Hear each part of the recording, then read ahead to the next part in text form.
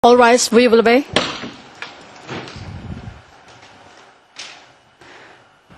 The International Criminal Court is now in session. L'audience de la Cour pénale internationale est ouverte. Please be seated. Veuillez vous asseoir.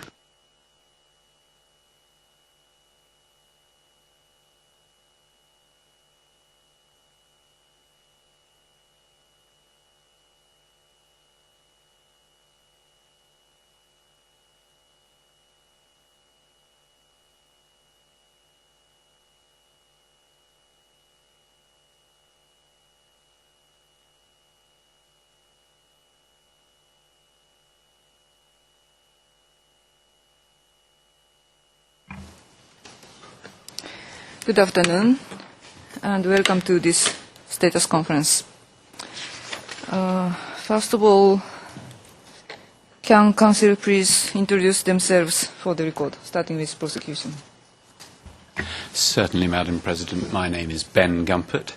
Sitting next to me is Sam Lowry, and in the row behind, Shamiso Mbizvo and Hai Do Duke. Thank you. Thank you. Defense Counsel, please. My name is Stephen Kay. I'm in court today with Mr. Desterio Oyatsi, Ms. Gillian Higgins, Mr. Kennedy Ogetto, and Mr. Benjamin Joyce. Thank you. Legal representative victims. Thank you, Madam President. My name is Fergal Gaynor. To my right is Caroline Walter of the OPCV. Directly behind me is our case manager, Anushka Semi. Thank you. Thank you. And today we welcome a representative of the government of the Republic of Kenya. Please. Madam President and the court, my name is Gedhu Muigai, Attorney General of the Republic of Kenya. I'm assisted by Jay Muturi, the Solicitor General of the Republic of Kenya. And with us, Caroline Wamaida and Belinda Kilu, who are counsel assisting us in this matter. Thank you. Thank you very much. The main purpose of this status conference today is to receive an update from the prosecution and the Kenyan government on the status of the cooperation and consultation which was ordered by this chamber in its decision of 31st March, filing 908. And the scheduling order and agenda was issued on 4th of July, filing 929. As you are aware, an ex parte prosecution and Kenyan government only hearing was held this morning. This was necessitated by the nature of the cooperation issues to be addressed. Nonetheless, the Chamber's preference was always for as much as possible to be discussed inter partes and indeed in public session.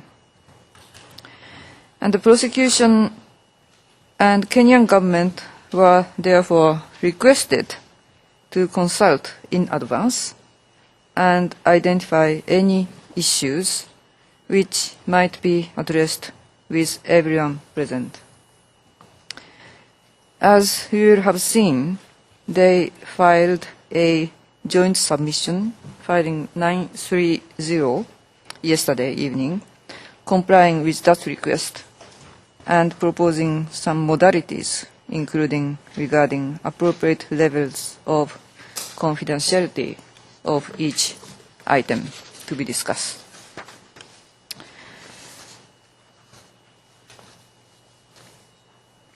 Well, but before turning into more substantive issues, I will first repeat a number of introductory matters for the benefit of those who just joining us.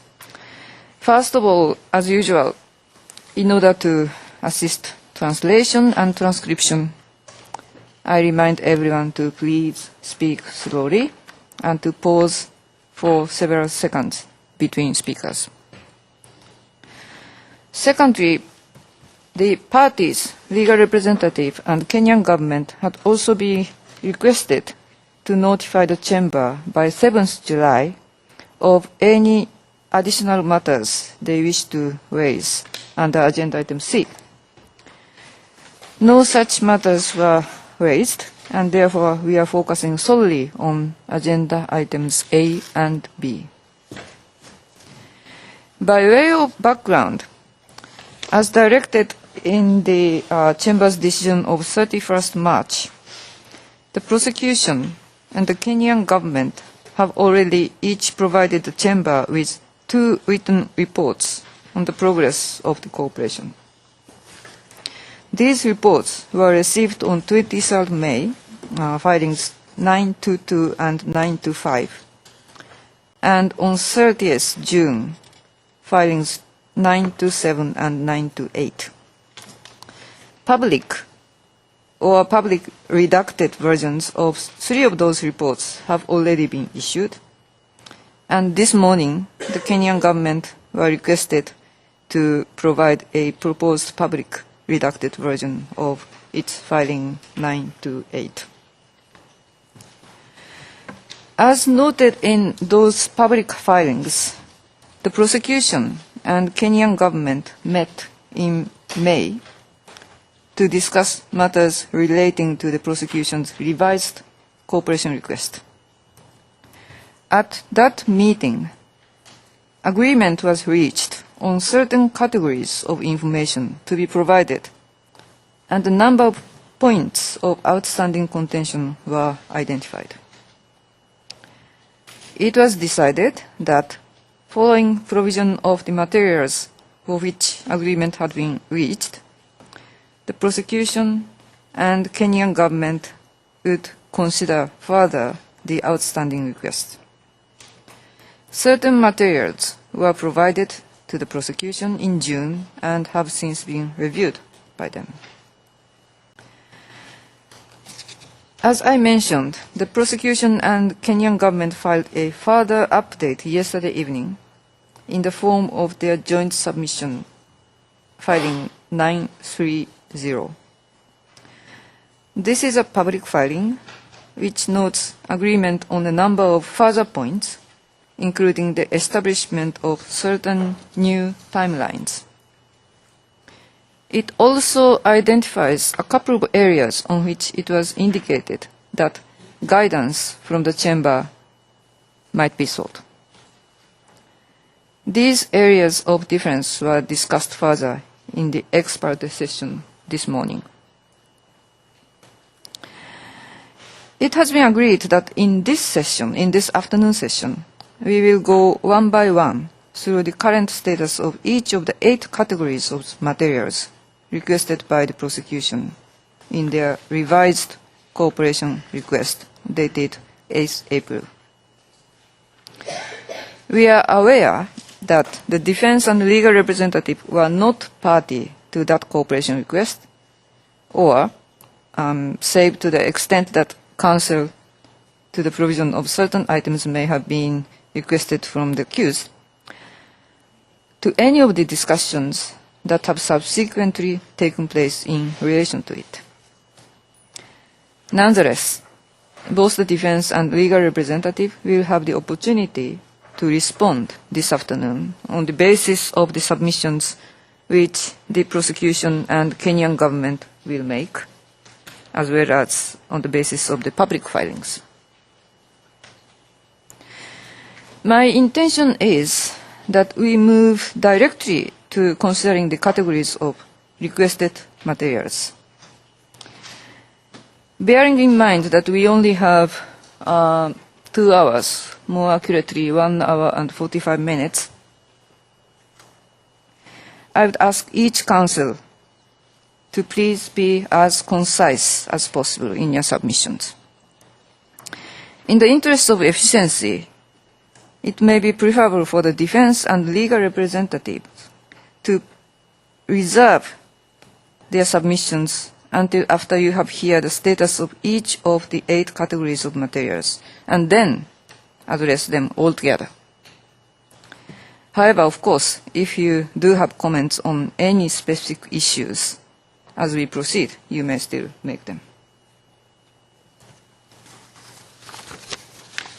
Now, the first category is what the prosecution calls company records. May I ask prosecution briefly summarize the status of this request from your perspective? And I remind you again to please be as brief as possible in doing so. Well, Madam President, for your purposes, I could be as quick as a flash by saying you've seen the document. But given that this is a public hearing, and part of the purpose is that the public should know what the business of the court is, what I propose to do is to stick, and I shall follow this procedure unless you guide me otherwise, to what I have said in that document, more or less verbatim. It is mercifully short. The first category was, as Your Honour has said, company records. We asked the Kenyan government to identify and provide records relating to companies and other corporate institutions in which Mr. Kenyatta had an ownership interest between June 2007 and December 2010. We have not received any such records. We have received a communication from the Senior Deputy Registrar General, who I understand has the responsibility for the keeping of such records, who has stated that in order to issue information pertaining to ownership of companies, we need to be provided with names or registration numbers. The commentary which the prosecution make is that there is a certain circularity here. What the prosecution is asking the government of Kenya, and specifically this particular registry, to do, is to conduct a search focused on Mr. Kenyatta's name to determine which companies he is an officer in or in which companies he has significant shareholdings. It is our understanding that, at least in part, the purpose of the keeping of such records in the first place is to enable such searches to be undertaken. Whilst open source media, Google and the like, would enable us to name certain companies with which Mr. Kenyatta is said to be connected, that is not the purpose of this inquiry, which is to obtain formal, official confirmation from the Kenyan government records, or the records of the Kenyan government agency, as to what those companies may be. I have understood subsequently that there may be practical difficulties in terms of the searchability of the records, particularly focusing on the name of an individual rather than the company name or registration number. If that is right, it may be that the resources of the OTP can be harnessed in some respect to bring what may otherwise be a voluminous and cumbersome task within reasonable bounds. So those are the comments that I would make in that respect. Thank you very much. Mr. Attorney General, would you like to respond? Bearing in mind that it's open session. Save, Madam President, to reaffirm that we have and intend to continue cooperating within the limitations placed by the law of Kenya and within the limitations placed by the administrative, managerial, and other issues that affect this. We have made it abundantly clear to the prosecution that prior to 2009, records in the company's registry were maintained manually, and that therefore it is virtually impossible to conduct a search that is not restricted or referenced in the manner that we have stated to them. We have in good faith and I think that the prosecutor would be the first to admit, we have gone beyond the scope of our initial discussions in our attempt to demonstrate good faith in this respect. Now, we have undertaken that where specific company numbers can be provided, we will be very ready, very willing to conduct a manual search of the registry. We welcome the assurance by the prosecutor that at such a point he would be able to supply assistance by way of officers from his office. Whereas we do not think that that would be necessary, because our problem is not the human resource. Our problem is the technical capacity of going through the paper trail prior to 2009. So I think that that is clear in itself. Thank you very much. Madam President, you did say that comment could be invited as matters are raised. If it's necessary for you, because my intention is rather, if possible, to ask you to provide comments at the end of the session. But if you prefer to raise it right now, I do. You are, while we're dealing with it, so that my time isn't left at the end, very, very brief, as I've experienced on occasions in this court, having to listen to the Victims' Counsel. And the first point I want to make, the Attorney General, who's been charged with this matter and who is challenging issues of scope, relevance to the case, has no idea what the case is. He doesn't have the pre-trial brief, which is confidential. He doesn't have other confidential materials. There's been a discussion ex parte this morning on matters that I wonder whether they were truly necessary to be done in my absence, when I have been given access to the requests by the OTP to the Attorney General in a series of letters. And I raise this matter now because it can be boldly raised, is what on earth is the relevance of company records, corporate institutions, to the PEV in January 2007?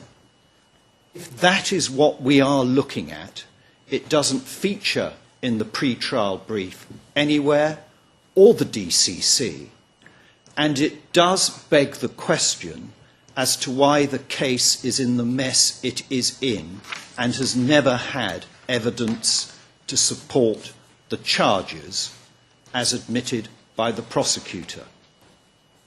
Now, what is happening here is that the government of Kenya is almost being made a whipping boy to go on searches manually for documents to try and find every occasion, no matter how many documents there may be within the company registrations of Companies House in Nairobi, to go and find these documents without any purposive effect. Now, my concern is that these matters get discussed in my absence, matters raised, no one is able to challenge what is the relevance, but I hope this court was able to say to the prosecutor this morning, well, what is the relevance? Point me to the passage in the evidence where this is relevance to the issues of the PEV and the alleged financing of it. As far as I'm aware, there's not a single witness statement saying a company did this or a company did that, or anyone was transferred shares or paid dividends within the ranks of the Mungiki.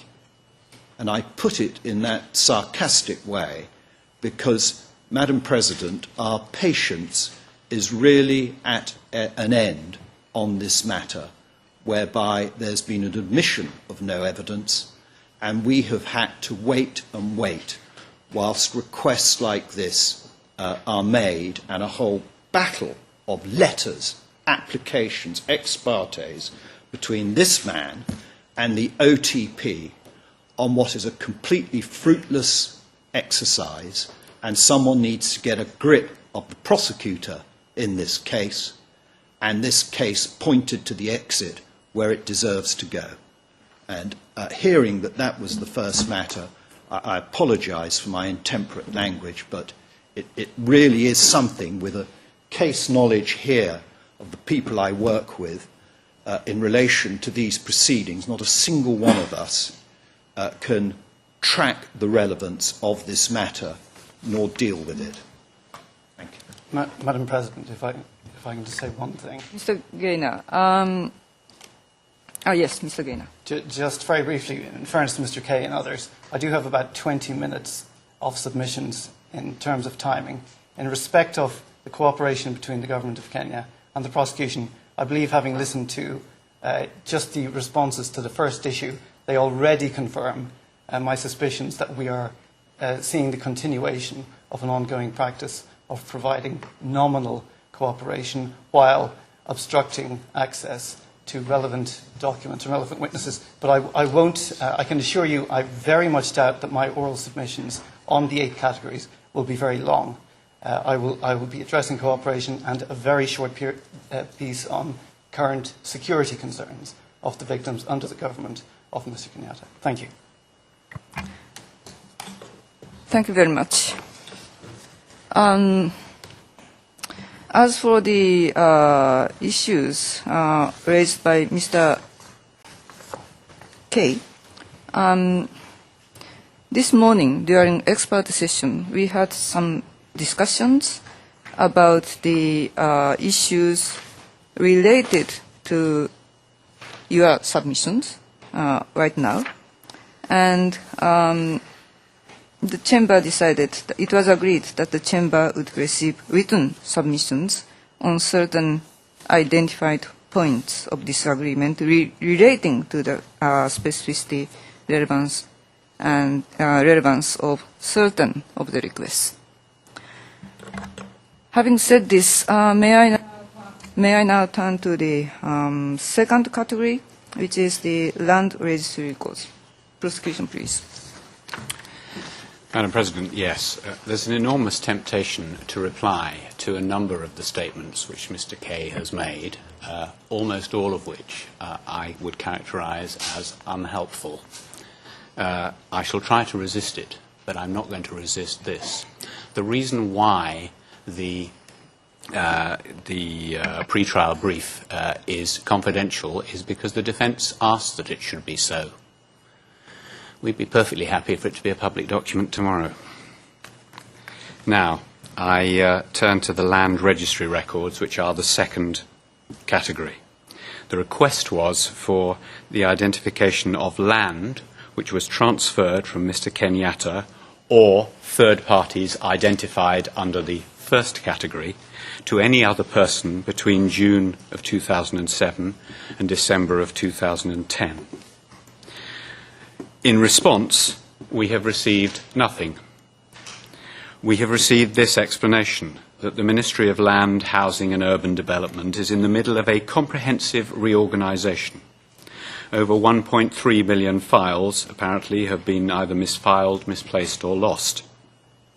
The Cabinet Secretary, a lady called Charity Kaluki Ngilu, states that, doing the best with the resources and time available to us, we have not located any land, title or property registered under the name of Uhuru Kenyatta. So her best answer at the moment is that Mr. Kenyatta doesn't own any land, although that is an interim answer. The comments we would make are, firstly, given this is an interim answer, when can we expect something more comprehensive? And furthermore, of course, the prosecution is interested not only in land which may be held in Mr. Kenyatta's own name, but in land which is held by companies in which he may have a significant or controlling interest. And we would also like to know what government records exist and can be searched to determine whether Mr. Kenyatta or those third-party corporate entities paid stamp duty or sales taxes in relation to the property transfers. In brief, the position is that we've received nothing, that an explanation has been given as to a technical difficulty caused by reorganisation, that we can expect, we hope, a more comprehensive answer, and we have suggested a new avenue which the government of Kenya could and should pursue in relation to the transfer of land. Thank you. Mr. Attorney General. Madam President, at the first meeting we held to resolve this matter, this was not one of the matters that we were required to make any further effort, as we had already informed the prosecutor of the nature of the legal process in Kenya and the management of the land registry and the practical problems that would. However, and as he admits himself, out of abundant caution and to demonstrate our good faith, we did make an effort to get an authoritative position from the relevant ministry. And the answer we got was as he has indicated. I think it bears repeating that the government of the Republic of Kenya has never been a party to these cases. Sometimes it appears that assumptions are made that by some miracle of some sort, the government has become aware of what the charges are, of what the evidence disclosed between the parties are, as to what witnesses will be availed, as to what witnesses have been dropped, and other matters that by treaty are confidential to the parties.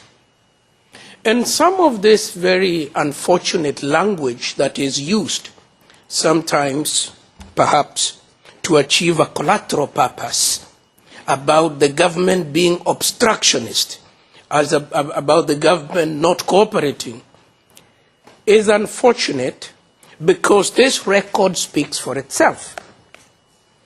And if the prosecutor, with whom we have had several fruitful engagements, admits that genuine good faith measures have been made, I wonder who else, not privy to those deliberations, would be in a position to comment as to the quality of our engagement.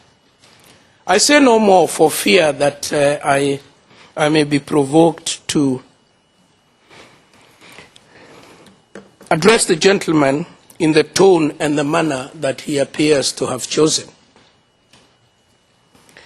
Number two, Kenya has never represented to this court or to any other person or authority that it will cooperate in violation of its own constitution or in violation of its own law or beyond its management and administrative capacity that is available to it. In the letter from the minister, she says, we are in the middle of a comprehensive reorganization of our ministry. We have discovered 1.3 million files to have been misfiled, misplaced, or lost.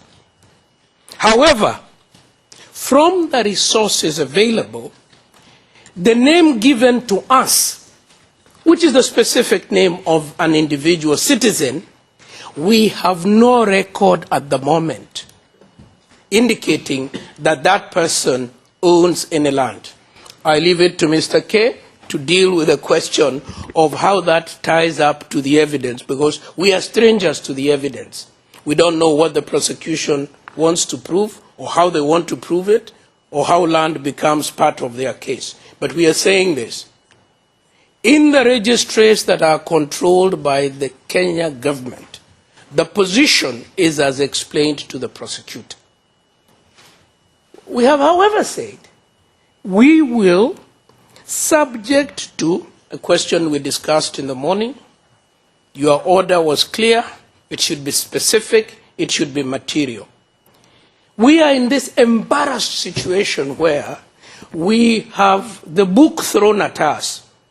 Find out whether Mr. X owns any piece of land in Kenya. Where?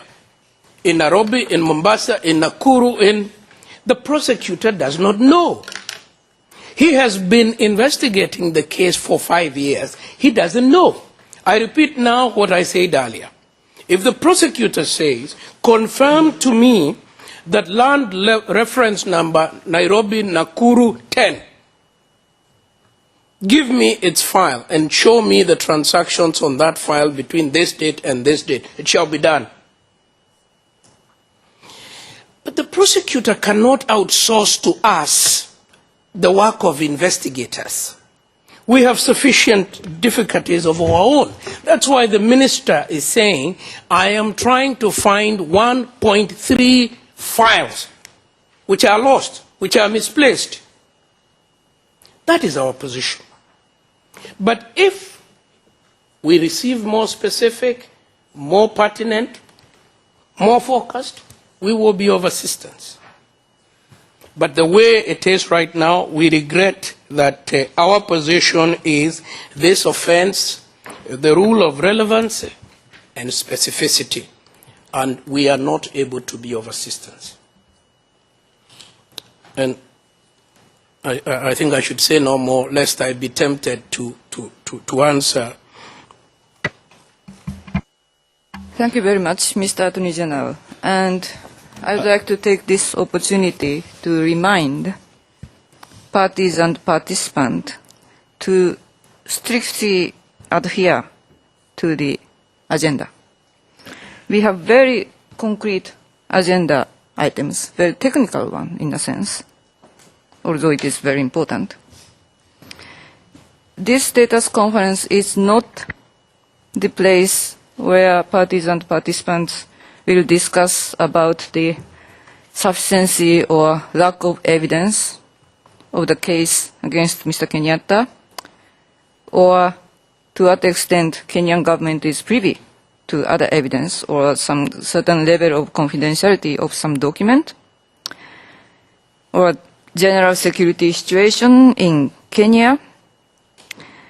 And I would like to stress that please not to employ too strong or provoking languages, and please avoid unnecessarily heated or emotional languages, and I can assure you that it will neither help this chamber nor parties and participants. Having said this, do you have any comments at this moment, Mr. Kay? I do, Your Honour. June 2007 to December 2010 is the request transfers of land. The post-election violence was in January 2008. The pre-trial brief makes no specific reference to anything other than cash being paid, which was a feature of the evidence at the confirmation of charges hearing. To ask the government of Kenya to undertake this work until December 2010 on an issue in which the parameters do not fit the case, in my submission, is something that should be said here. He would not know that because he's not involved in dealing with the evidence. And the issue over the ownership of land is not the point. It's the transfers of land, apparently. So, Madam President, our submission is that this, A, is an arrest, B, it is immaterial to the case, and the specificity is utterly lacking and shows a lack of due diligence in relation to the comprehension of the case. Thank you. Thank you. Mr. Gaynor. Simply, Madam President, I simply want to observe that if it is the government's position that Mr. Kenyatta, whether as a legal or as a beneficial owner, and whether directly or through his family members or through companies, does not own any land whatsoever in Kenya, there will be millions of Kenyans who will be extraordinarily surprised to learn that news. Thank you. I think, Madam President, it is going to be very unfair for us to engage in this sort of semantics. We have a record. I have exchanged written material with the prosecutor. He has sent me written material. For a speculative, if you allow this sort of pejorative language intended to attract some publicity of some sort, it is demeaning to the stature of Kenya as a state party that has come here to cooperate voluntarily. Mr. Prosecutor cannot stand there and say anybody has ever told him what is now alleged by a person who has never seen our communication. It is preposterous. And we request you, Madam Chair, to take charge of the court and allow our interventions between parties that are within the know, parties that understand what has happened, parties that have exchanged documents. If any other person wants to hold a press conference after this event, for whatever purpose, they are welcome to it. Thank you, Mr. Attorney General. The third category relates to tax returns. Mr. Prosecutor. Yes, we asked the Kenyan government to identify income tax and VAT returns submitted by Mr. Kenyatta or the third-party corporate entities to be identified under the first request between that same time period. The response we received was a categorical assurance that Mr. Kenyatta is not registered for VAT. We also received, and we're grateful for, summaries of Mr. Kenyatta's declared income and tax liabilities over 2 decades, 1992 to 2012, together with Revenue Authority working materials for the years ending 2007 and 2008. I would comment, and indeed it's set out here, it takes nobody by surprise, the documents which we have been provided are not the documents we asked for. We asked for the tax returns. We suggest that they may be key documents which could be expected to identify business and companies in which Mr. Kenyatta has holdings and for which he received dividends or other revenues. That would be one way in which the names of relevant companies, which is being asked for by the Registrar of Companies, could be provided. Those are all the remarks that I make in public session on that score, Madam President. Thank you. Mr. Attorney General, would you like to respond?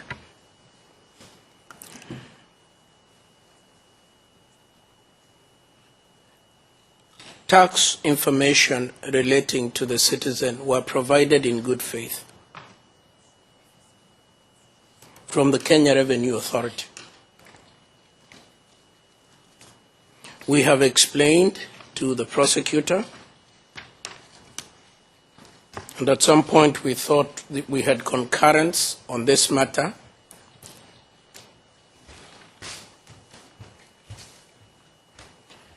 that there is a limit in as far as the government of the Republic of Kenya is concerned,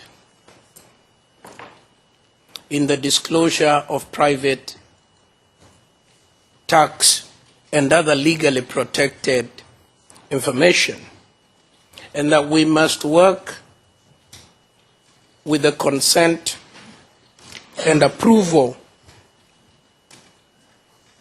of the defense in such matters.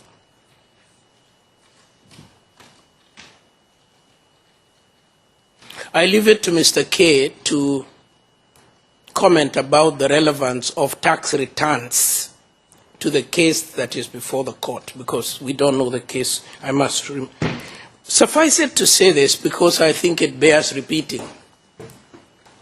There appears to be a misplaced notion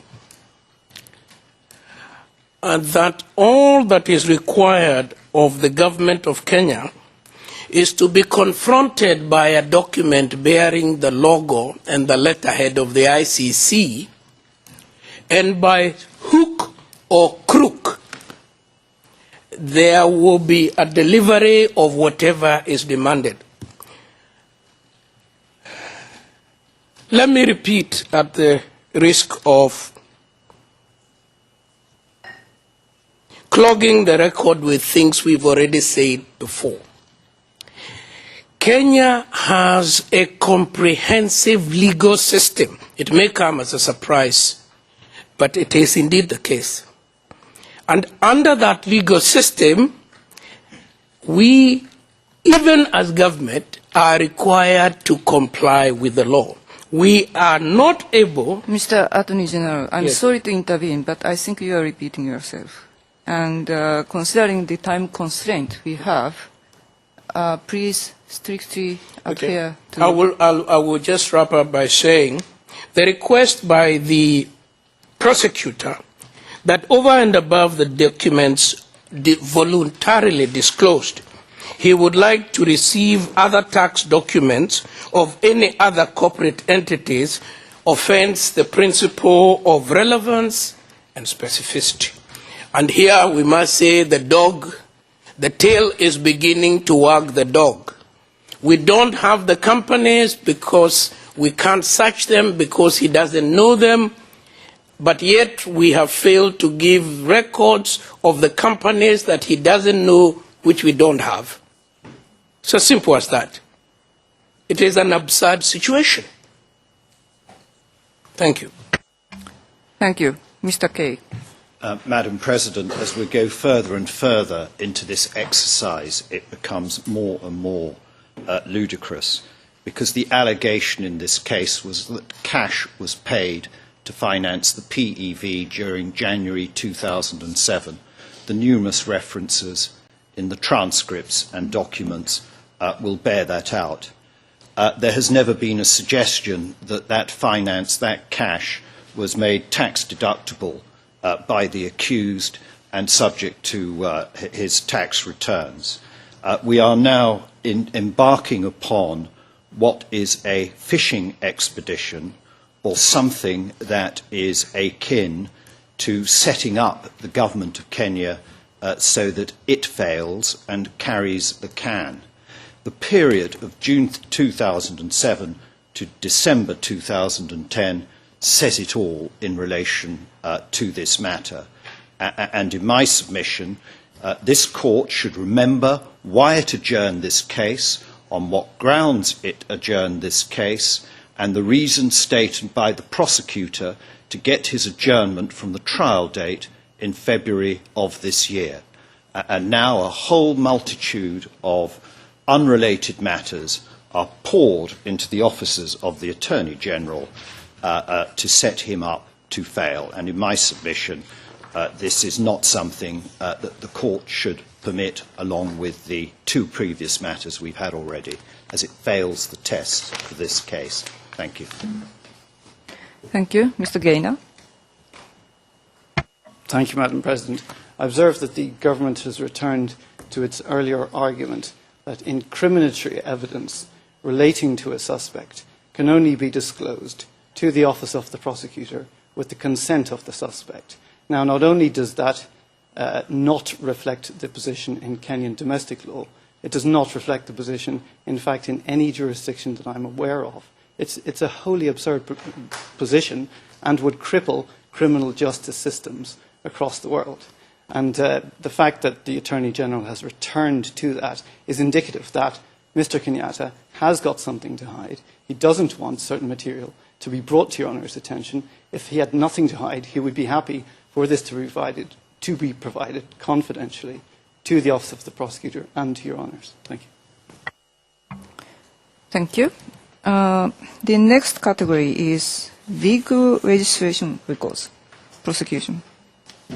Your Honour, let's hope that this can lower the temperature a little and be dealt with a little bit more briefly. We have received the records that we asked for, which show that between November 2007 and October 2012, there were 4 vehicles registered to Mr. Kenyatta at the Kenyan National Transport and Safety Authority. And we thank the Government of Kenya for that information. We point out, of course, that that is the records only in his own name and not in the name of any third-party companies or other entities in which he may have an interest. Thank you very much. Mr. Attorney General, anything to respond? Madam President, we are happy to have been in a position to supply that information. It actually demonstrates what we have consistently said before, where the request is specific and direct and capable of compliance, we will do so expeditiously. And I think that that particular request we were able to comply within 7 days of our first meeting. Unfortunately, the prosecutor has then gone further and said, we need further vehicle registries of corporate entities. Our position is the same. Number one, this offends the principle of relevance and specificity, and the burden of proving relevance and specificity is not ours, it's the prosecutors. But number two, and more important, it is the same difficulty that the prosecution has created. And the prosecution is saying, we have investigated this case for 5 years. We came to the court and said we had enough material to have it confirmed. It was confirmed. We came to the court and said we were ready for a hearing, give us a hearing date. A hearing date was confirmed. And now the prosecution says, because we have said to them, give us these names of those other corporate entities so that we do a search. And the answer is, we don't know those corporate entities and we don't know the third parties. Mr. Attorney General, I'm sorry again to interrupt, but this issue has been already raised by you. Yes. So we are unable to comply with a request that says the prosecutor does not know the entities he is investigating, but by some miracle, we should find out what those entities are and investigate whether they own motor vehicles. It's absurd. Thank you. Mr. Kay. Madam President, the most appropriate investigation on this matter would have been to take vehicle registrations that were mentioned in the evidence and search for them on the Kenyan National Record Database. That's never been done. Instead, we were asked to supply vehicle registration numbers in the hope that something might fit. Well, it doesn't fit on the database. And this is again a reflection of the lack of direction to obtaining material evidence in this case. And I hope the court takes note of it. Thank you. Thank you very much, Mr. Kay. Mr. Gaynor? No, thank you, Madam President. Thank you. The fifth category is bank records. Prosecution. Indeed it is, Madam President. The request was to identify accounts held by Mr. Kenyatta personally or through third-party entities, the same proposition about which Mr. Muigai, the Attorney General, and I have been in some dispute, and to provide statements between the same two dates. And in response, records relating to various accounts at various banks, which there is no public interest in revealing, have been provided between the months of, between the 1st of December and the 28th of February 2007 and 2008, respectively.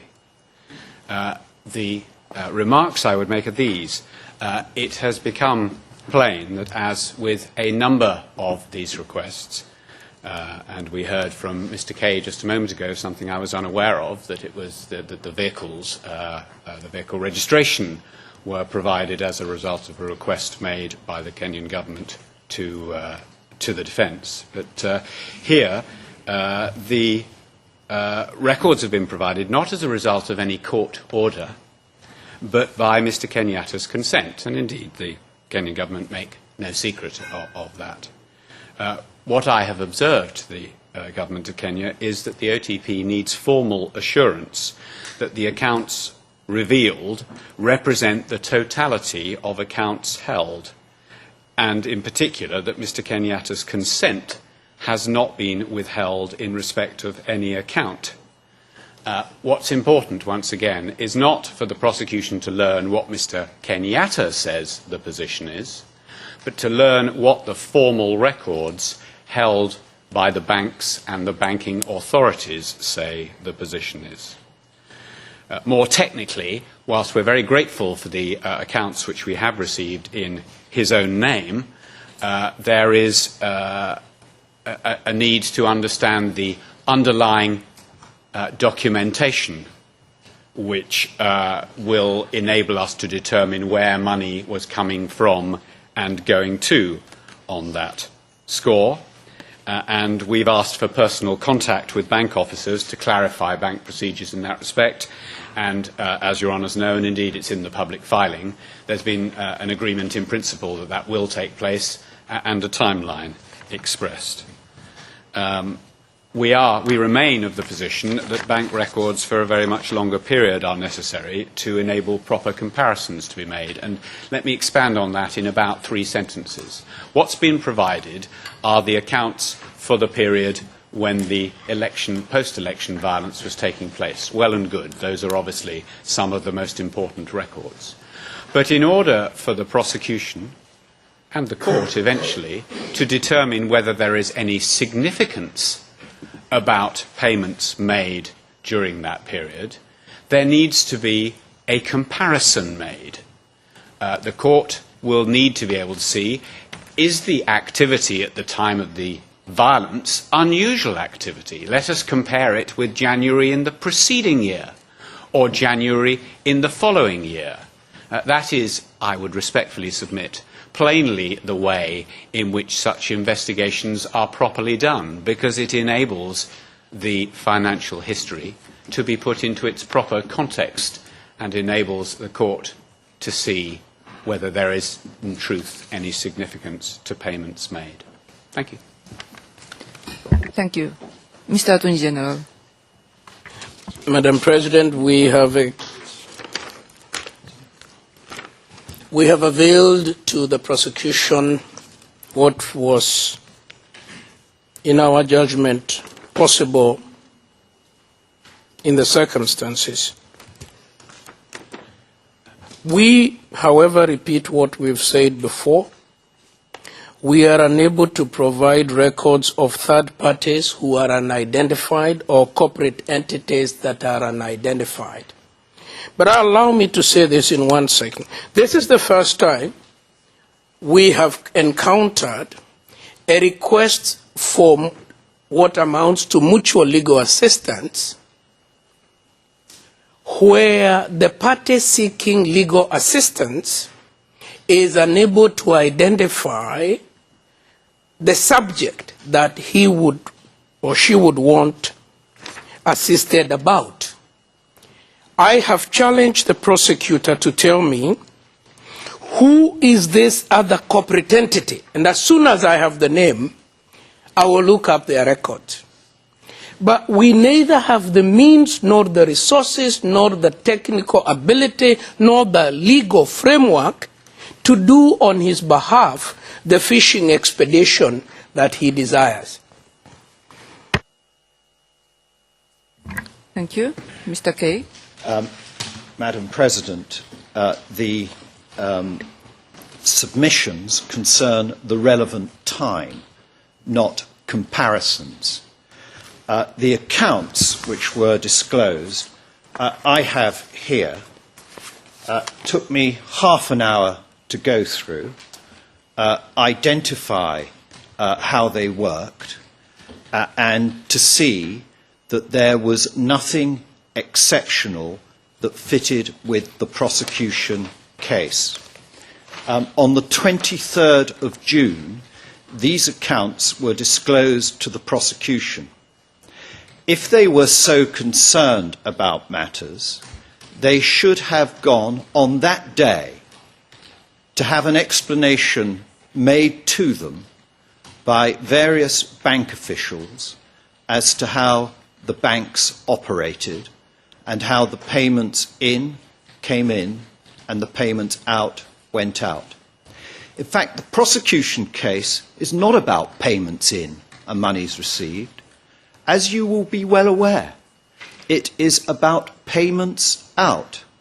And the allegations at the pre-trial brief in paragraphs 28, 34, 36 and 38 all concern allegations of cash. Millions of shillings that we heard about was what was required to fund the PEV. There is not a single payment that fits that description. So now what do we have? We have another request. Something else needs to be done. And this goes on and on and on. In our submission, fishing expedition was exactly right, a correct description of what is going on, and attempts to construct some sort of argument to show non-cooperation by the government of Kenya, when in fact it's the case of the prosecutor that is the need to have relevance and this material to be relevant towards. That is not the case. You are being asked to give more time on this matter so they can do something that any person of due diligence would have done on the day they received it if it was such an issue of concern. It was not done. 2 weeks, they've sat on their hands on the matter and then raised it just as we come into the status conference as being some sort of issue they need clarification upon, how I'm sure they can get access to a forensic accountant other than myself to explain the detail. Thank you. Thank you. Mr. Gaynor. Madam President, once again, I note with concern the reference, if I'm not mistaken, in Mr. Gumpert's submission to the consent of the suspect to the provision of the potentially incriminatory evidence. Consent is not required under the Rome Statute. It's not required under the International Crimes Act. It's not required under the Civil Procedure Code of Kenya. What the statute expressly has in mind is provision of incriminatory evidence without the consent of the suspect. Now, in this case, it's hardly surprising that Mr. Kay, in his examination of the accountants, didn't find anything exceptional. Thank you, Madam President. Madam President, I must say... Thank you very much, Mr. Gaynor. Mr. Kay. Earlier this afternoon, we were told we should be consenting and providing material. Now when we do, it's suddenly found against us. Mr. Kay, I don't think that's the intention of Mr. Gaynor. I think it is. His intention is that the government of Kenya is under obligation to provide materials, even if they don't get someone's consent. That is Am I correct? That's precisely correct. Thank you. I think that we shouldn't allow that to Mr. lie Attorney on the General. record without explanation. We discussed this at great length with the prosecutor. We explained that there are things under Kenyan law we can give without reference to any other body or authority. We also explained that there are institutions that are autonomous. The Central Bank of Kenya is constitutionally an autonomous body. We cannot give them instruction. We also explained that there are many statutes that require that we get a court order. We then agreed jointly, and that's why I think all this commentary inspired by the ignorance of what transpired are not helpful. We then agreed, because we had a timeline, because we wanted to demonstrate good faith, because they had good faith, we should take full faith measures to work together to produce as quickly as possible material that was available without problem. Thank you, Mr. Attorney General. This is exactly the purpose of having this status conference in public session, that everyone concerned should have certain kind of information. The next category is foreign exchange records prosecution. It is, Madam Prosecutor. I'm going to make a point which applies to this as much as it does to the last matter, and indeed others. A point made by Mr. Kay, suggesting that the prosecution has, I think his words were, sat on its hands. All of these requests were contained in a much larger and longer request made in April of 2012, which the Government of Kenya did not reply to until there were proceedings in open session in this court, which effectively required them to. The prosecution has not been sitting on its hands. It's been asking for these things for years. Foreign exchange records. We asked that there should be an identification of transactions by Mr. Kenyatta or those third-party entities at foreign exchange institutions between the same dates. The response by the Government of Kenya was the request cannot be executed without identification of relevant foreign exchange institutions. We comment, we do not possess such information. We suggest that there may be a duty on the part of foreign exchange institutions within Kenya to record the conversion of currency from one currency to another and to inform the appropriate authorities. And if that is right, we ask that the appropriate inquiries be made of the holder of those records in the name of Mr. Kenyatta and of the third-party company entities to establish whether, during the relevant period, such exchanges were made. Thank you. Thank you, Mr. Attorney General. Except to say, Madam President, that it is this request, more than any other, that demonstrates the difficulty that the government of the Republic of Kenya has been placed under. It has come to our knowledge that there has been a 2-year discussion between the defense and the prosecution about phone records related to Uhuru Kenyatta. That is not disclosed to us at all, at any stage. So what does happen? We are asked by the prosecution to go and find out numbers registered in the name of Uhuru Kenyatta. Oh, sorry. I think I'm very anxious that we should get to that. I apologize unreservedly to the honorable judges, and let me come back to the question of foreign exchange records. Now, here we have again taken the same view as we took about the bank records. We have great difficulties in understanding who the third parties and other entities would be, and we are unable to provide an answer in the manner requested by the prosecution. And we have no records. We have, after due diligence, not been able to find any records of what is described here as foreign exchange records. I leave it at that for now. Thank you. Mr. Kay. This does not pass the test of relevance to these proceedings. There is not a single part of the evidence to which it relates. It is not material, and it should not be a matter thrust upon the government of Kenya, which is struggling to deal with all these matters in the way that it best can. And I can see no relevance at all to the proceedings. Thank you, Mr. Kay. Mr. Gaynor.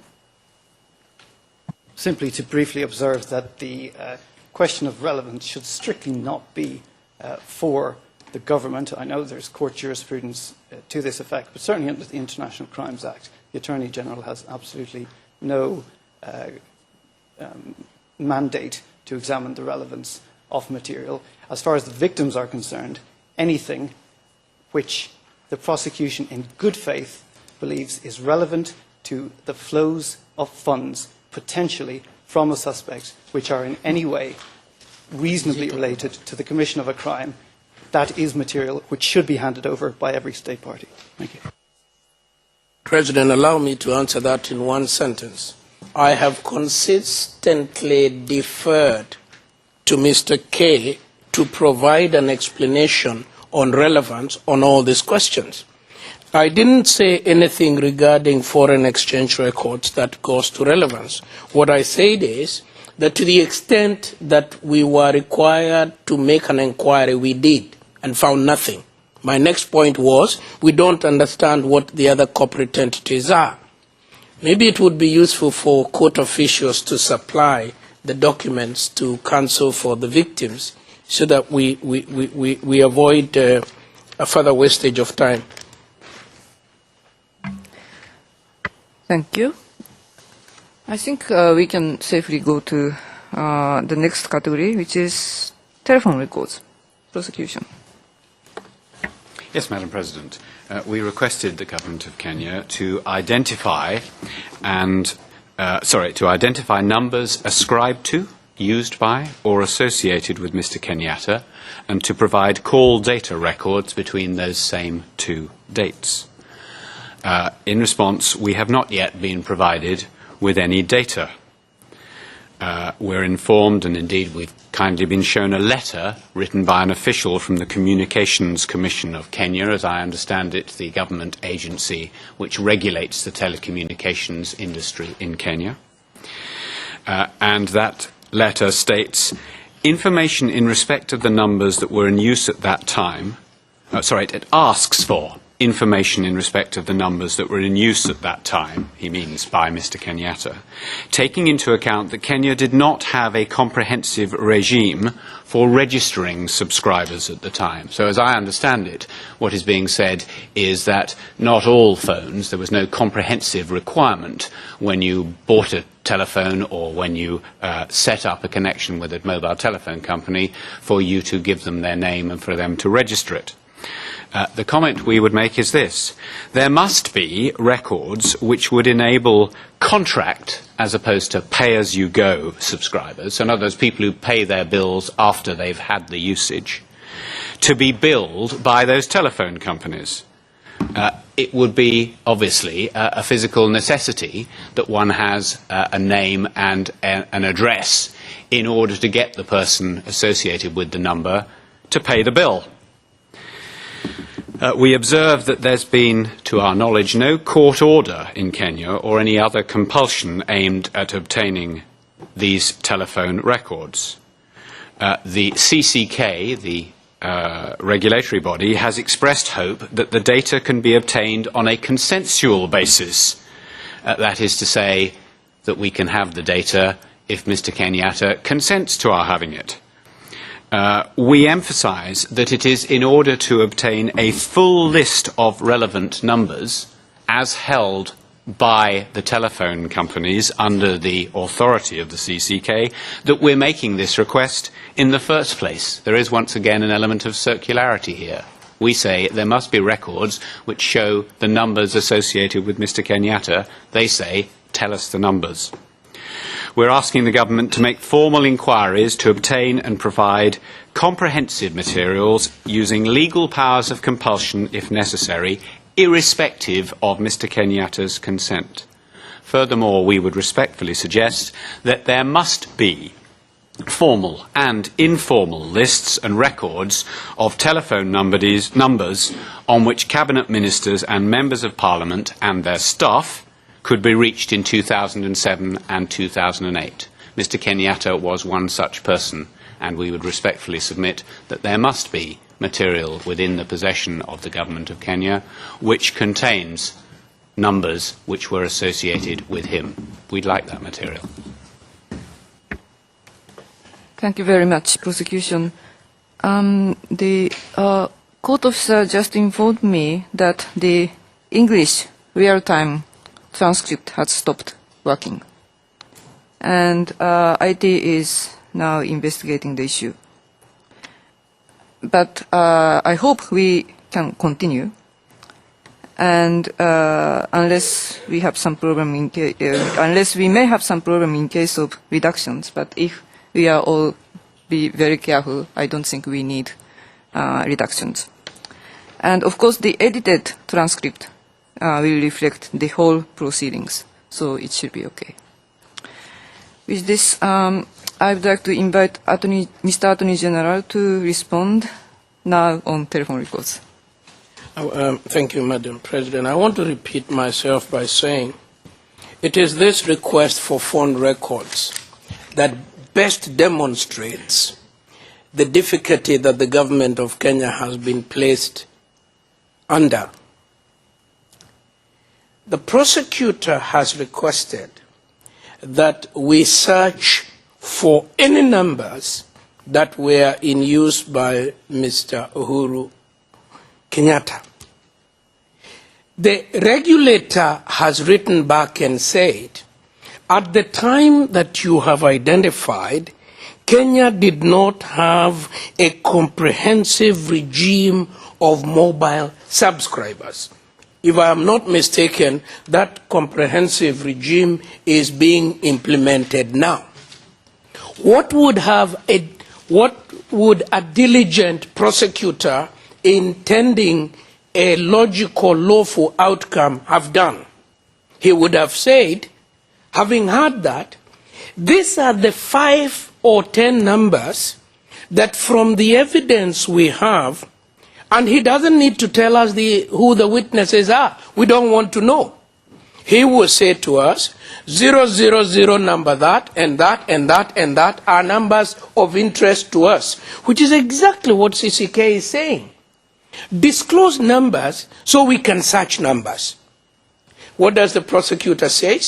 I will not disclose because it is a question of principle. What then transpires has been happening behind our back.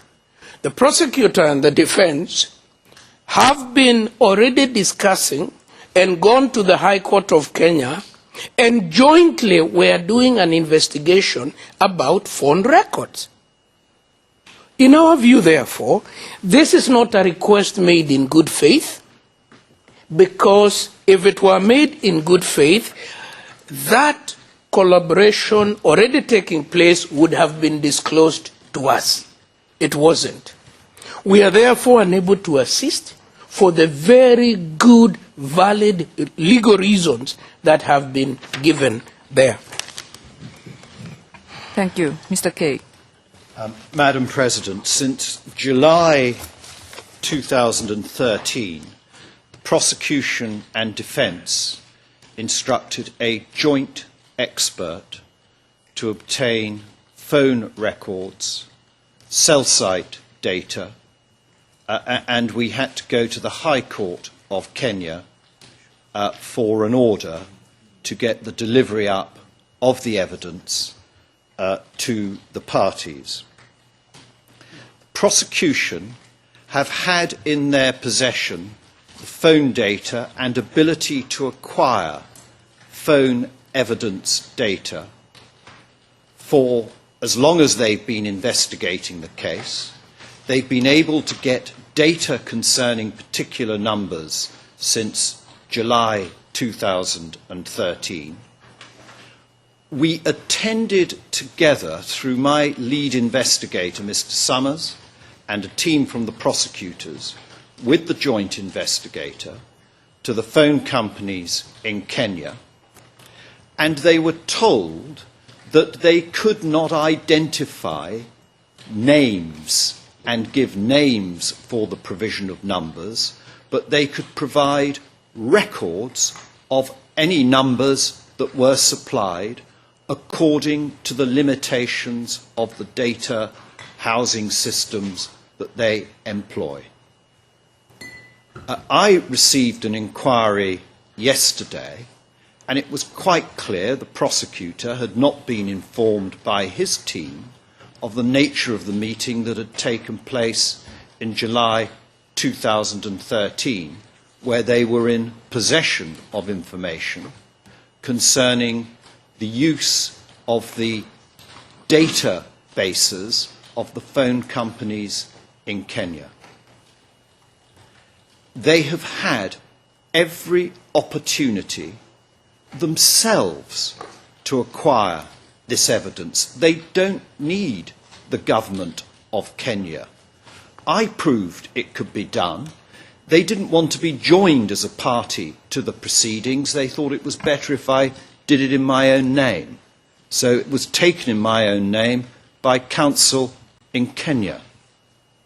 They have had the opportunity and facility to obtain any of this evidence themselves.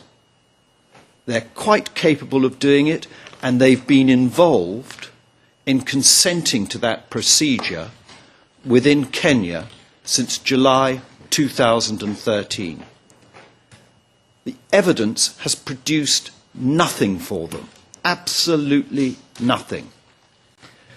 They were asking for the provision of a number when they'd already got that number and provided it to the joint expert to supply the data for that number. They'd already extracted that from the evidence. They've analysed mobile phones. They've taken mobile phones from witnesses and had the contents analysed to provide themselves with a database of contact numbers. That evidence has always been available to them. The number they investigated came from one of their witnesses.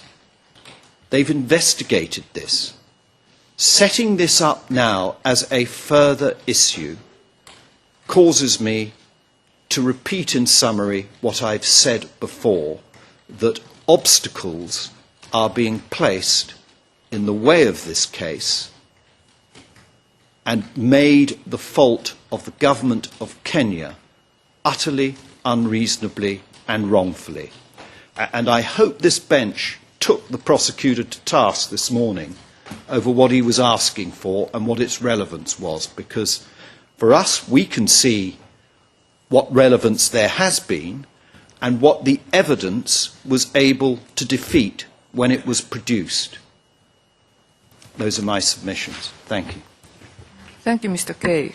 Prosecution, do you have anything to say in response to the point made by Mr. Kay about joint investigation and availability of telephone records? Mr. Kay is absolutely right that there were investigations conducted through a jointly instructed expert. However, he's also absolutely beside the point. What we are trying to ascertain here is a definitive record of the telephone numbers and the usage of those numbers associated with the defendant, with the accused person, Mr. Kenyatta. We are not satisfied that the material in our possession represents anything like that comprehensive record.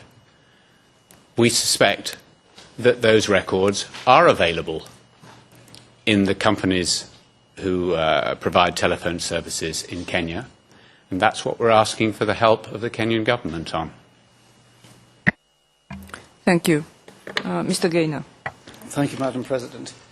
Your Honours, if you could imagine for a moment that you did have the requested telephone data, then Your Honours would know exactly where Mr. Kenyatta was during the period of the crimes alleged, and you would know exactly who he was speaking to, and you would also know that information for his close associates.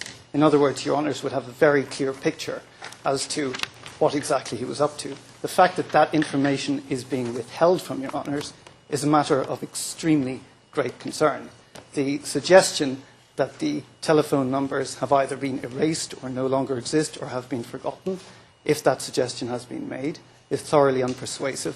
And I think this issue in my submission, Madam President, illustrates perhaps more than any other just what we're up against here, and that is a policy of deliberate obstruction of access to relevant evidence in this case. Thank you.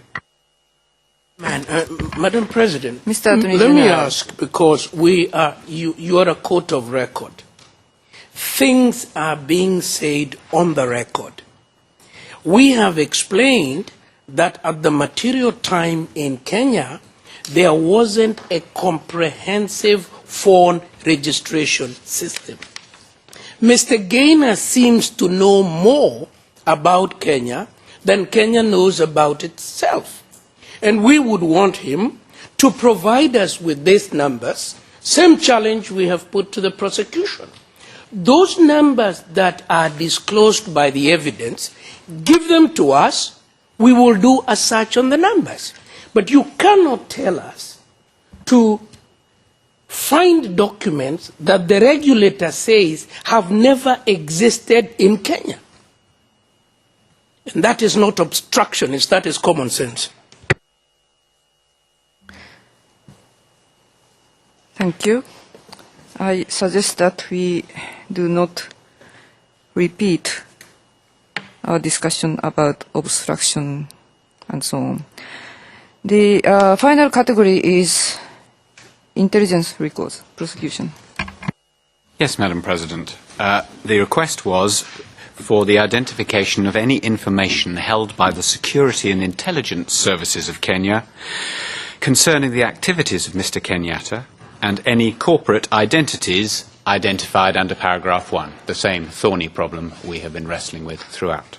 That's the request. The response was a letter, or we were provided with, and we're grateful for it, a letter dated the 19th of June from the Kenyan National Intelligence Service stating that Mr. Kenyatta was not a target of the NSIS between the 1st of December 2007 and the 28th of February 2008, and that there is therefore no information held by the NIS, that's the National Intelligence Service, on the activities of the accused for this period.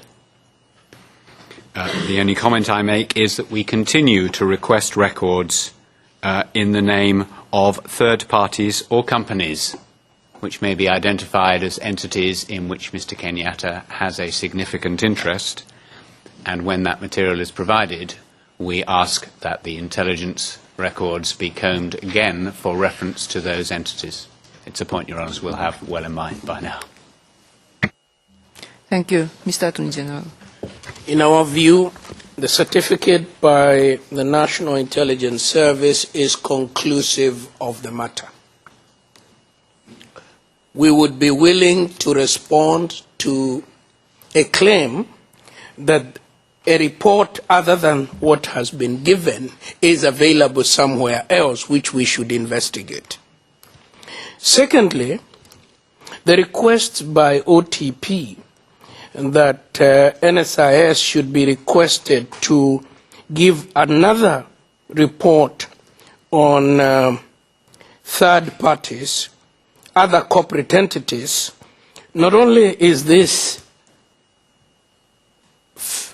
an impossible one to comply with because the corporate entities are not identified and we have no way of knowing. I would imagine that if Mr. Kenyatta has 10 shares in Kenya Airways, the prosecutor would want a security intelligence report on the activities of Kenya Airways during that period. We would be happy to provide that if any of such is kept. But we would have to be told what are these corporate entities and who are these other persons. Is it his watchman? Is it his cook? Is it his gardener? The absurdity of this request must be clear to all. that we are being asked, without specificity, without any identification, to do a general search about persons we do not know. We are unable to do that, and we regret that we are unable to do that because it is impractical, not because we are obstructing. Okay. Madam President, a corporation as a statutory body, I don't know whether the National Intelligence Agency was sitting in Companies House watching the files of shares or anything like that. This is a completely badly drawn request of no relevance to the case for immaterial evidence that could never be fulfilled and is plainly a fishing exercise. I ask the court to remember the very limited area of which the court was concerned when this case was adjourned, and somehow this has been allowed to develop and mushroom, and we're spending our time arguing matters but not the primary matters with which we were concerned on that day in January when the prosecution got their adjournment to avoid a disposal of the case in a trial by the entering of a not guilty verdict. And so requests like this have been made that are utterly fruitless for the case. And whatever explanations are given, I can assure you we have found nothing of relevance within the evidence. Thank you, Mr. Kay. Mr. Gaynor. I simply want to observe, Madam President, that under the law of Kenya, the accused is in fact in direct control of the National Intelligence Service, which illustrates another of the unique difficulties of this case. He controls that service, so it perhaps should not be entirely surprising that we're not able to get anything, or the prosecution is not able to get anything useful from that service. Thank you. He be allowed to continue demonstrating his ignorance of Kenyan law. The National Intelligence Service is organized under an independent entity. If you may bother to look at the law.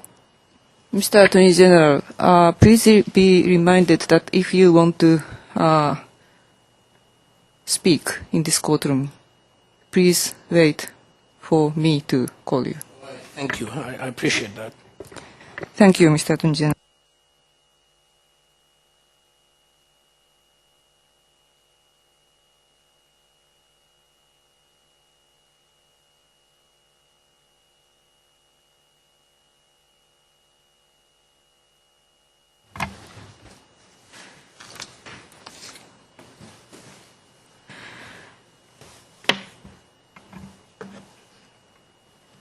Well, as for the next steps and timeline, part of which we have already discussed, it is clear from the discussion that there are still a number of outstanding issues. And as I mentioned before, following the discussion this morning in ex parte session, it was agreed that the Chamber would receive written submissions on certain points of disagreement regarding the specificity and relevance of certain of the requests. Filing deadlines of 11 July for the prosecution and 16 July for the Kenyan government had been agreed. However, given the urgency and importance of this issue, because judging from the submissions made in this session as well, those issues are common to almost all categories. And given the prosecution submission that they intend largely to rest on their existing submissions and would be willing to make the requested filing as soon as required. The Chamber would like to inquire whether it would be agreeable to move each of those deadlines forward by 1 day. Therefore, the prosecution would make its filing tomorrow, by the end of tomorrow, and the Kenyan government on 15th July. Would that be acceptable? Prosecution.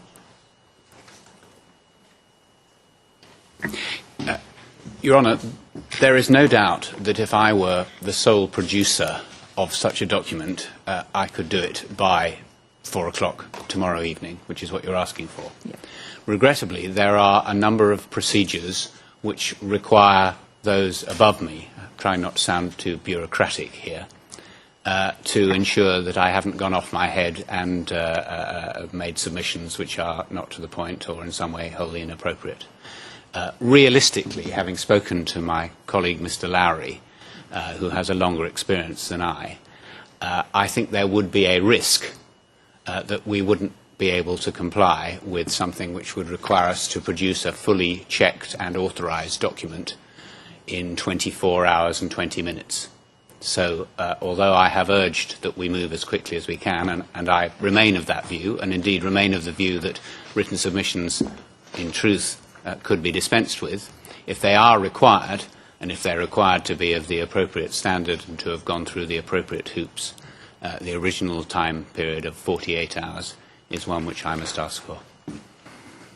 Thank you very much. In that case, let's stick to the initial deadline of 11 July for the prosecution and 16 July for the Kenyan government. Very well, Madam President. Thank you. And the Chamber also would like to reiterate that the cooperation and negotiations are to proceed in parallel, and the fact that submissions have been requested on this point should in no way suspend the ongoing execution of the requests. That's the point I made this morning, and I would like to stress the importance of this request in this open session. Now, prosecution and Kenyan government, are there any other submissions that you'd like to make? And after that, I'd like to give floor to defense and legal representative to make any submissions. No, I think the Attorney General and I, from what I gather from his body language across the court, are in agreement. There's nothing further to be said on our part. Attorney General, no? Just to place on record our thanks for the cooperation we've received from the prosecutor on this matter. And indeed, I return that. Thank you very much. Mr. Kay? Thank you, Your Honour. Can I remind the Court of what was said on the 5th of February 2014 concerning the request by the prosecution to have this trial adjourned. And that concerned that the last remaining, absent the financial records, the remaining stones unturned, are better characterised as pebbles, and the realistic prospect that turning them will yield really potentially conclusive evidence is minimal. And the prosecutor went on to say that if records of the financial accounts of the accused were produced, and if there were no such movements of funds, that will be a cardinal point to suggest his innocence. On the other hand, if there was unexplained movements of large amounts of money, that would tend to support the prosecution's assertions. Those bank records have been obtained. They have been able to be analysed by today's date.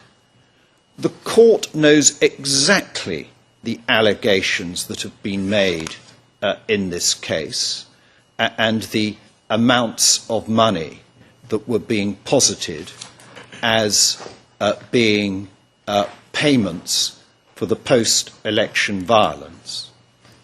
I wonder if the prosecutor has explained to you that in every single one of those accounts that he will have looked at, there is actually not a single withdrawal that supports the allegations made in this case. But instead of just dealing with the stones and pebbles, we now seem to be dealing with large earth-moving equipment to try and find extra evidence or create a situation where requests are made that cause a further request to be made that is incapable of fulfilment, and any person considering, because the allegations in the case would well have been understood by the government of Kenya, by the parties and by those watching, that the heads of request of tax returns and other information, when the accounts, not any returns or forms, but the actual accounts have been produced by the relevant authority from the Kenyan banking system, utterly defeat the allegations made in this case. And what I am concerned with is that we have been going through this process when we have reached a stage of there being no evidence, and it seems that the court is unwilling to grab the issue and dismiss this case. Prosecution don't want to withdraw it. They create obstacles saying it's the Kenyan government. That's the reason why they can't come to a decision, when they've had the means at their disposal since the 23rd of June to satisfy the statement that was made in this court on the 5th of February. Our concern is that the court and the pressure of this case, and I don't mean the judges, I mean the institution itself, having brought such a high-profile case against President Kenyatta, has now found itself with a big problem of credibility in relation to this prosecution, and we are being made the victims of the process. The answers to the evidence of the prosecutor and the case that he wanted to build are very apparent from the evidence that has been disclosed, be it phone records, vehicle records, financial records. Instead, requests far exceeding any notion of the evidence in this case are being made without any relevance to the allegations. And it's quite clear to many people, having listened to what these requests were today, that we are simply descending into a world of complete lack of objectivity. Our position is that this case failed on the 5th of February. Time was given. Work has been done to try and enable the prosecutor to fulfill what he claimed he wanted to fulfil on the 5th of February. But what has happened is another game has started because they have had cold feet about the disposal of this case. Everybody knows the pressure around this building concerning this case, the things that were said about my client, the allegations and assertions made in this courtroom, the decisions made from the confirmation of charges hearing based upon evidence they produced, which then proved to be fabricated and false. This is a very unreal position that we are in at this stage if this court has not had a grip of this case to put this case... Mr. Kay, I'm sorry to interrupt. Please stick to the theme of this status conference, which is cooperation request. Yes, and the cooperation requests are merely a frontispiece. They are nothing more than that. And we have had outstanding our request for a verdict of not guilty and a termination of these proceedings since the declaration by the prosecutor that their case lacked sufficient evidence. And probably at a time and understanding, because it is very close in proximity, we get the rebirth of the requests to the government of Kenya in November of last year. But we have outstanding this application for the termination of these proceedings, and it is utterly wrong when the evidence that has been supplied comprehensively proves that. And if there had been any real need for inquiries to be made, they would have made those inquiries from the 23rd of June to satisfy themselves of the operations of these accounts. And those are my submissions, that this court has the power. The game of disclosure and discovery and ex parte status conferences to discuss matters sucks the court into a longer process. Mr. Kay, may I remind that you don't need to argue the decisions already made by this chamber? Yes. I thank you, Your Honour. But you can understand our frustration, I hope, and it's in our submission. It should be a fair trial consideration that we have a right for the expeditious disposal of this case, since the collapse of the confirmation of charges decision, the collapse of the document containing charges, and we have been waiting, and my client has a function and task on behalf of his people to fulfil, and this matter is left undetermined and hanging over his head when he has a clear business in ensuring the proper governance of Kenya. In fact, the expectations and rights of the victims would have been better served by a dispassionate investigation in this case, instead of having their hopes raised and a case that was built on unsolid foundations inevitably collapsed, as we always said it would, and we continue to say that. And those are my submissions at this stage, urging this court to dispose of this matter. Thank you. Mr. Gaynor. Thank you, Madam President. Please stick to the agenda item of this status conference. I will indeed, Madam President. At the risk of sounding pessimistic, everything that we've heard today from the Government of Kenya is indicative that we have had no real change in what is essentially a policy of obstruction of access to relevant documents and relevant witnesses. Now, I do want to express my concern that the prosecution is only proceeding on one specimen charge under Article 87(7) of the statute.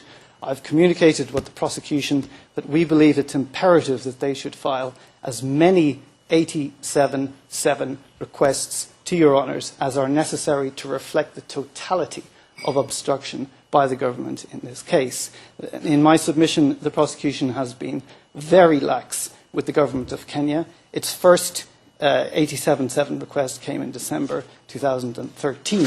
By then, the cases against Mr. Ali and Mr. Muthara had already collapsed. According to the prosecution's own submissions, both cases had suffered from evidentiary weaknesses which can be directly linked to the state's failure to provide proper access to relevant witnesses and relevant documents. Now, it is imperative that should, in due course, the trial chamber refer this matter to the Assembly of States Parties for their further action, the Assembly of States Parties must have a full picture of the entirety of what's going on in this case. And the question of obstruction of access to evidence, let's leave that to one side. But let's not forget that the government has opposed the compulsory testimony of witnesses in Kenya. It has opposed rule changes intended to facilitate the admission of the evidence of witnesses who have been bribed, intimidated, or who have disappeared. It has promoted the view that the ICC is racist and neo-colonialist. It has put forth arguments, repeated today, that the consent of the suspect is required before incriminatory evidence can be delivered to the prosecution. It has failed to keep its numerous promises to this court, to the UN, and to the ASP to ensure a genuine domestic justice process for PEV crimes. Not one police officer, not one rapist has been convicted in Kenya for crimes committed during the post-election violence period. There is, in fact, a status of total impunity in Kenya for those who directed PEV crimes at the local, national and regional level. Now, the Attorney General have previously argued, I don't want to misquote him, but I think he's essentially taken the position that Mr. Kenyatta has no power to order the provision of evidence to the ICC. But a striking demonstration of Mr. Kenyatta's power and willingness to order the provision of documents is revealed in his decision last month to provide documents sought by Swiss prosecutors investigating financial crimes allegedly committed by Kenyan citizens around 15 years ago. Those victims who might have followed this in the newspapers in Kenya or on television are entitled to ask why Mr. Kenyatta will not also order the provision of relevant evidence to the ICC. A few facts will serve to illustrate the point. The Swiss Attorney General issued a press release on the 20th of June of this year confirming his request for documents to the government of Kenya. Within 4 days, it appears from articles published in The Star, both Mr. Kenyatta and the Attorney General had met the Swiss ambassador in Nairobi, assured him of their full support, and the requested documents had been handed over.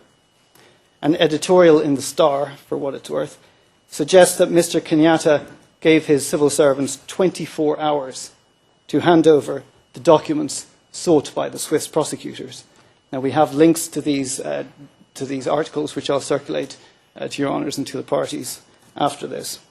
The Swiss ambassador in Kenya personally said on television, I'll circulate a link to the video, that, quote, "The level of cooperation we have had with the Kenyan government is impressive."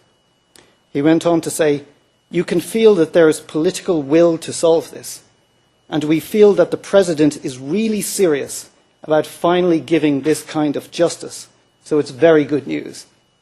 Well, that is good news, but it would be even better news if the President was really serious about finally giving this kind of justice to the victims of the post-election violence and giving the same kind of assistance to the ICC as they gave to the Swiss prosecutors in that affair known as the Anglo leasing affair.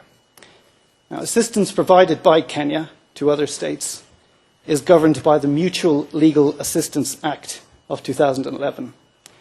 The Attorney General is the designated central authority under the Act. His role in that Act is similar but not identical to his role in the International Crimes Act, which of course governs assistance to your honours. And under Article 132 of the Constitution, the President shall ensure that the international obligations of the Republic are fulfilled through the actions of the relevant Cabinet Secretaries. So it should come as no surprise that when Mr. Kenyatta, as President of Kenya, wanted the Swiss prosecutors to get access to the material relevant to their investigation, the Attorney General very promptly provided access. The entire episode undermines the Attorney General's arguments concerning the distance of the President from the issue of ICC cooperation. It shows that Mr. Kenyatta ultimately controls the provision of evidence to prosecutors outside Kenya. It shows that the Attorney General will hand over relevant evidence when Mr. Kenyatta instructs him to do so. It shows, in summary, that where there is political will, evidence requested by outside prosecutors relating to criminal investigations of Kenyan citizens can be very swiftly identified and provided. Your Honours, in May and June of 2014, I held 10 days of meetings with 401 victims of the crimes charged in this case in Western Kenya and near Nakuru. Now, in every one of those meetings, the reaction was largely the same. The victims feel angry, frustrated and betrayed, and frankly, Your Honours, deeply unimpressed with the performance of the prosecutor and the Court in general. A very large part of that comes down, in my submission, to the slowness of the proceedings, which is ultimately the fault of the government of Kenya for obstructing the access of the prosecutor to relevant evidence. Your Honours, I wish to turn briefly to the question of trial without undue delay, which I believe is connected to, it was raised at paragraph 80 of your decision of the 31st of March 2014. Now, Mr. Gaynor, you have 2 more minutes, Very but well. no more. I simply want to say that jurisprudence from Canada and elsewhere recognises that conduct which amounts to a knowing waiver of the right to an expeditious trial, as well as dilatory procedural tactics that might not amount to a knowing waiver, are relevant factors in determining whether delay has been reasonable. Mr. Kenyatta, by presiding over a government which obstructs the justice process, in this case in violation of Part 9 of the statute, has knowingly waived his right to an expeditious trial, and Your Honours might wish to invite submissions on that in due course. Now, Your Honours, it is absolutely imperative that you remain determined and unwavering in your dealings with the government of Kenya. I request you to do all you can do using the extensive powers conferred upon you by the states parties to ensure Kenya's full compliance with its obligations under Part 9. If, having done so, Kenya remains unwilling and you make a finding of non-cooperation, let that be. The Court can then provide the Assembly of States Parties with a full and honest account of the totality of the government's campaign of non-cooperation. And then the States Parties and other states who have expressed strong support, such as the United States at the United Nations Supreme Council, for the ICC's work in Kenya, they can have a firm and account of the totality basis for taking such steps as they deem appropriate in respect of the deliberate obstruction of justice by Mr. Kenyatta and this government. Your Honours, at this pivotal moment in history, it is no exaggeration to say that you can help to break the cycle of impunity for political leaders which has existed in Kenya since before independence. And I request you to remain firm and unwavering in your commitment to do justice for the victims in this case. Thank you. Thank you very much, Mr. Gaynor.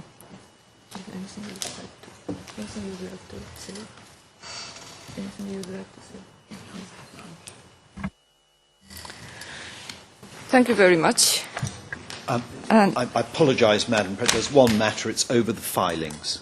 Yes. Did you want Mr. Kay? the defence to make a filing as well? It wasn't clear to me. It may be something that the court would appreciate on the basis that the facts are something that we do have information about, unlike the government of Kenya. I don't know whether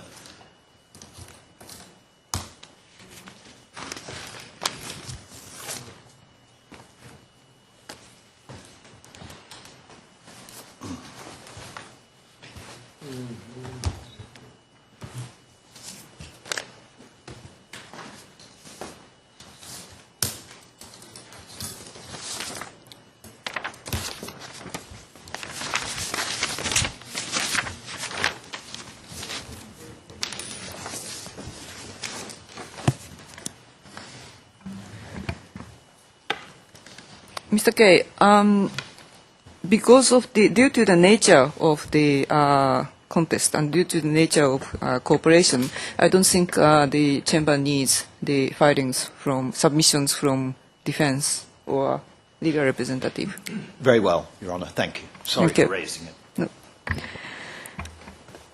And this brings us to the end of the matters to be discussed today.